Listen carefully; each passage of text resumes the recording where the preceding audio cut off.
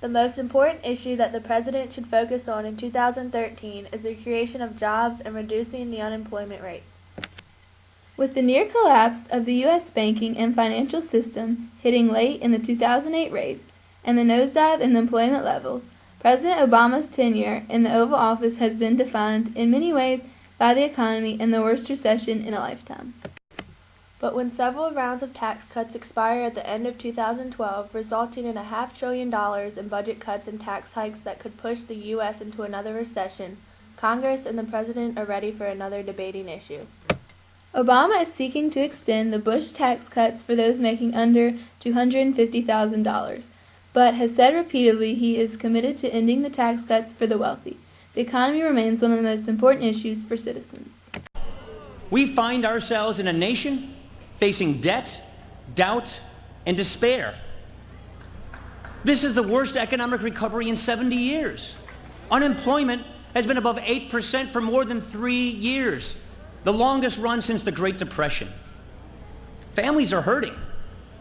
We have the largest deficits and the biggest federal government since World War II.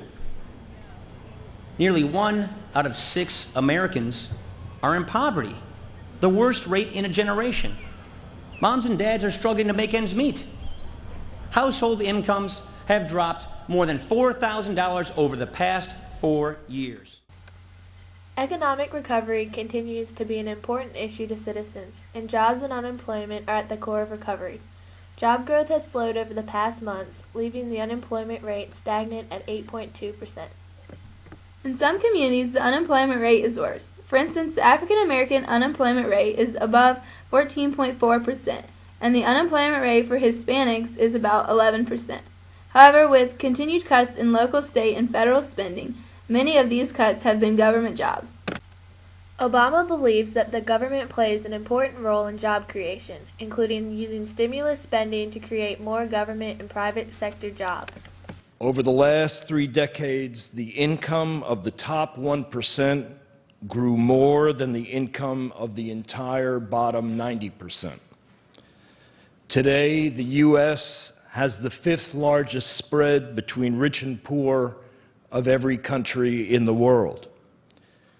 It's now common knowledge that 1% of our population owns 40% of the wealth. The overall message of Occupy Wall Street is that this didn't happen by accident. It's the result of tax policies, trade policies, subsidies, labor laws, regulations or lack thereof,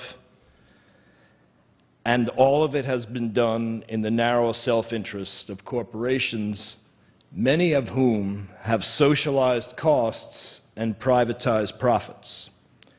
Or to put it in Occupy Wall Street language, banks got bailed out, we got sold out. What the Occupy movement is saying is that it doesn't have to be that way. We can create a system that works for everyone, but in order for that to happen, we need to create a system where everyone's voice is equal. One person, one vote, not $1, one vote. We talked to Brewster's owner, Gary Lehrman, about his views on the issue of jobs. What do you think is the best way to reduce the unemployment rate in the U.S.? Well, employment is created mostly through small businesses. I think small businesses represent around 60%, 70% of all employment. And as a small business owner, what drives me is my customers coming in and having dispendable income to purchase our products. If they're not buying from me, I can't afford to hire people. I can't afford to bring more people on or create more hours for each. So it really is related to how many customers I have. And I think what's going to drive that is the economy all over, is to putting money into people's hands so that they have spendable incomes or spendable money to come out and to purchase products. Okay, what do you think should be done to increase the number of available jobs? And again, it comes back to a situation that as a small business owner, if I don't have the customers coming in and spending money, I can't hire people. I think a lot of it has to do with the economics of taxes. One of the things that if you allow more money into people's hands, from reduced taxes, they're going to have more spending. Another area is stability. If people feel like things are stable, they're more willing to spend money, to borrow money, to spend.